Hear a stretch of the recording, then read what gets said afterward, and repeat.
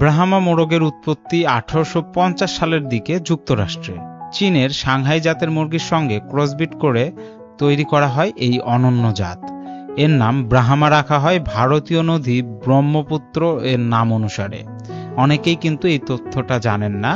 এবং পুরুষ ব্রাহ্মা মোরগের ওজন সাধারণত 5 থেকে 7 কেজি পর্যন্ত হয়। তাদের বুক চওড়া হয়ে থাকে, পালক ঘন হয়ে থাকে, আর পায়ের লোম থাকায় তারা আরও দেখতে রাজকীয় লাগে। সুঠাম পা আর কোমল আচরণ একে অন্য জাতের থেকে আলাদা করে তোলে। ব্রাহ্মা জাতের মোরগ খাবারে একটু বেশি চাহিদা সম্পন্ন।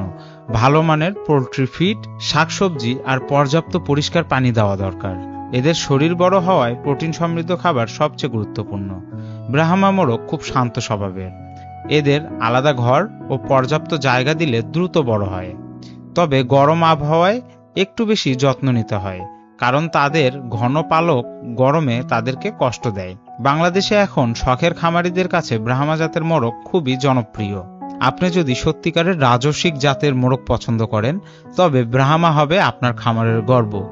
তাদের প্রতিটি পদক্ষেপে আছে সৌন্দর্য, শক্তি আর মর্যাদার ছোঁয়া। কেমন লাগলো ভিডিওটি অবশ্যই কমেন্টে জানাবেন। যদি ভালো লেগে থাকে অবশ্যই ভিডিওটি শেয়ার করে দিবেন। আমাদের ইউটিউব চ্যানেল বা ফেসবুক পেজে যদি নতুন হয়ে থাকেন সাবস্ক্রাইব করবেন এবং ফলো দিয়ে পাশে থাকবেন। দেখা হবে নতুন ভিডিওতে। আসসালামু আলাইকুম।